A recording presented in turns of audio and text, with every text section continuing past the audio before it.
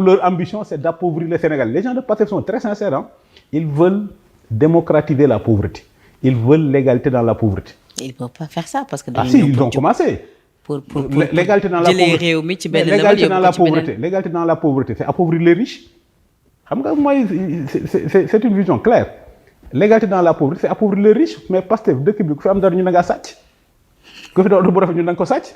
Ce qui fait que booy dootuñu am émulation. Kenn bëgguñ lu baax. yow jiñaguñ la sàcc j'espère. yow jiñaguñ la sàcc j'espère. non yow wax nañ ko wax nañ sama kër gi mais nag yow dañu xamul fii ma dëkk nii maa ngi fi dëkk depuis 2011 à la limite moi l'État m'a appauvri comme je le dis mais à la limite bi ma nekkee au gouvernement j'ai dénoncé l'appauvrissement illicite. Servir l'État est un appauvrissement illicite. C'est-à-dire que loolu mooy sax jëmal dëkk kanam xoolal Côte d'Ivoire ni ñu rawee. La Côte d'Ivoire nous a déclassés. D'accord. Les deux poumons de l'Afrique de l'Ouest sur le plan économique, c'était le Sénégal et la Côte d'Ivoire. Le meilleur en 2025, il faut que le Sénégal def ko seen bopp. 2025 ci Ousmane Sonko ak Diomaye ci la ñu Guinée yàpp. D'accord. Ci la ñu Guinée yàpp ci la ñu Guinée dab. Donc mon ami Tahirou Sarr là qui classe souvent les Guinéens il faut qu'il revise sa pensée parce que Guinée dab nañu. D'accord ci beneen point bi tamit bu nga xamante ni bëgg naa ci am sa gis-gis son excellence le président Bassirou Diomaye Diakhar Faye ci muy wax ci wàllu mbay bi tamit nee na mbayu ren bi mbay bu baax la. loolee la wax ba noppi itamit annoncé na li nga xamante ni loolee lañ ci fas yéene gën a taxawu ngir gën a mën a gën koo mën a jëmmal mais également fàttali na li nga xamante ni moom moo di distribution engrais bi ci nu muy amee ci lu ñeel également li nga xamante ni moom moo di relance su Sonacos tamit wax na ko ni tamit lu nu mel dinañ ko poursuivre ba en 2026 mbay bi baax na. mais Penda xam nga moom la ñuy wax Potemkin dafa doon Catherine II bi mu nekkee la grande Catherine la reine de Russie là.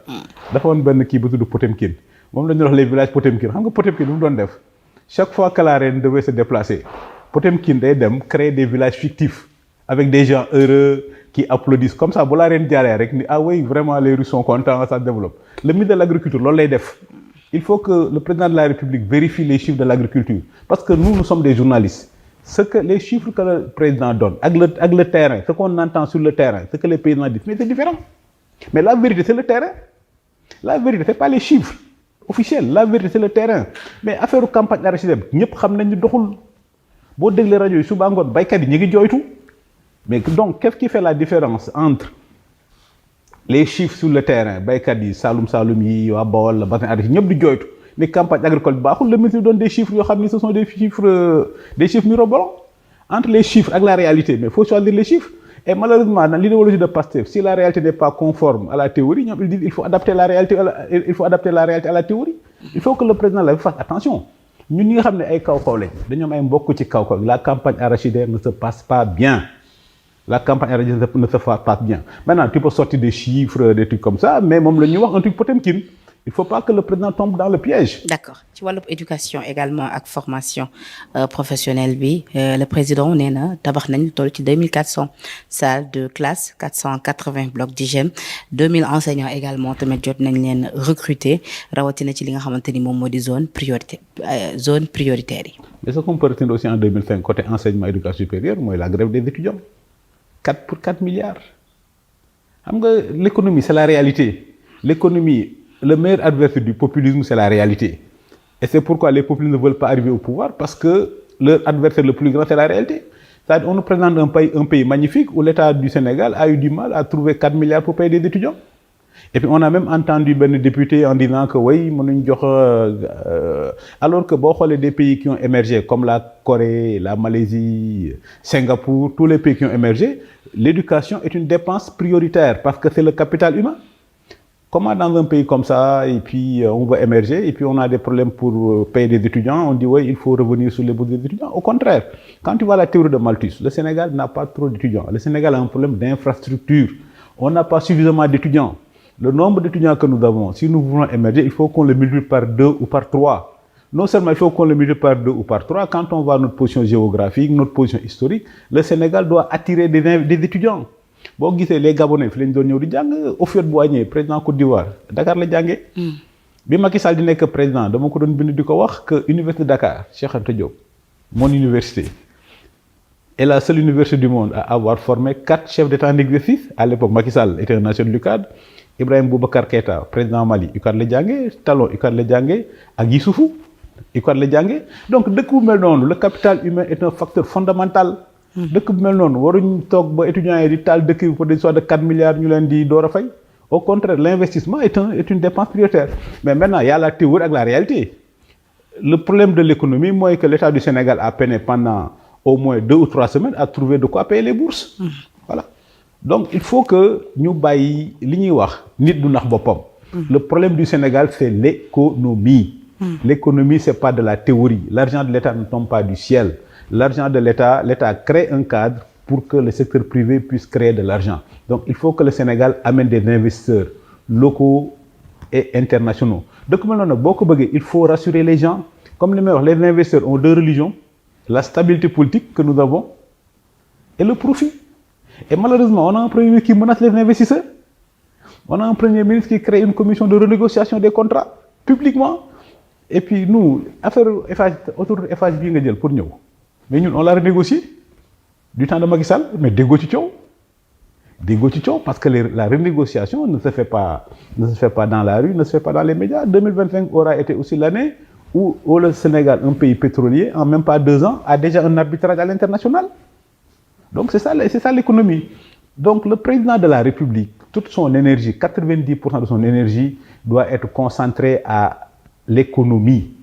Réforme institutionnelle, c'est une perte de temps. Les histoires de CENI, c'est une perte de temps. La CENI là, oui, c'est pour enrichir les rentiers de la tension. Les rentiers de la tension, moi, les gens de la société civile. Il faut que le président sache que CENI, c'est pour les pays en transition démocratique. Et nous sommes une démocratie depuis 1848. Et dans une démocratie vieille comme le Sénégal, c'est le ministère de l'Intérieur qui organise les élections. Et tu sais, ce qui te montre que nous n'avons rien à envier en matière de démocratie aux Européens. C'est-à-dire que dans une grande démocratie, un ministère de l'Intérieur partisan peut organiser les élections et les perdre. Ousmane Ngom, parti Abdoulaye Wade le Bokon. Ousmane Ngom, parti Abdoulaye Wade le Bokon. En 2012, il a organisé les élections. Abdoulaye Wade a perdu. Mais 2024, Diomaye était en prison, puis nous commençons quoi? Nous avons élection, nous gagné que président. Donc il faut que le président ne suive pas les rentiers de la tension. Les histoires de CENI là, ça ne sert qu'à enrichir les rentiers de la tension, les gens de la société civile. Et ça va amener des problèmes. Les meilleurs, par ignorant, ils dénoncent le système. Dans un pays où tu peux élire un président le 24 mars et l'installer le 1er avril, tu n'as pas besoin de CENI. La CENI va amener un conflit avec l'administration. Aujourd'hui, notre histoire démocratique, le ministère de l'Intérieur est réduit à la logistique. Le préfet, pour une élection, on lui demande d'amener les urnes, de veiller à ce que les bulletins soient sur place, mais le préfet n'a presque aucun pouvoir pour vote de commencer. Donc, problème beaucoup de Sénégal, il faut dépasser, il faut les dorcas de la société civile, oui, il faut créer une haute autorité de la démocratie. On n'a pas besoin de ça. Laissons les élections à la DGE. D'accord. Direction générale des élections. Maintenant, nous jugeons sur d'autres critères. Le président a aussi les projets de texte relatifs à la Cour constitutionnelle seront transmis à l'Assemblée nationale au courant du premier trimestre 2026. J'en profite aussi pour exprimer ma satisfaction aux magistrats, à l'état de droit. Ouais. Les régimes passent, l'état de droit demeure. J'en profite pour exprimer ma satisfaction aux magistrats de la Cour suprême, aux magistrats de Constitution qui ont été les derniers remparts pour l'état de droit. D'abord, en avril 2024, PASTEF n'a pas un projet politique, PASTEF a un projet totalitaire. Donc pour gagner le projet totalitaire, avril 2024, PASTEF a engagé 2 combats qu'il ne peut pas gagner. Et PASTEF est en train, heureusement pour le Sénégal, de perdre ces 2 combats. Le combat contre les magistrats et le combat contre la presse. Donc la presse et les magistrats sont les derniers remparts contre le projet totalitaire. Ce sont les mêmes magistrats, il n'est que le Conseil constitutionnel, ils ont censuré Macky Sall. Ils ont censuré PASTEF. Ce sont les mêmes magistrats de la Cour suprême qui censurent Macky Sall. Le Sénégal n'a pas besoin de cour constitutionnelle. C'est-à-dire le problème du Sénégal, on a l'impression que le Sénégal est à la quête d'institutions parfaites. Ça n'existe pas, Penda. Les nations deviennent parfaites avec le temps. Les nations américaines n'ont pas changé depuis 1789. 1789, c'est les mêmes textes. Angleterre, rien n'est écrit. C'est la plus vieille démocratie au monde. Mais institutions et textes,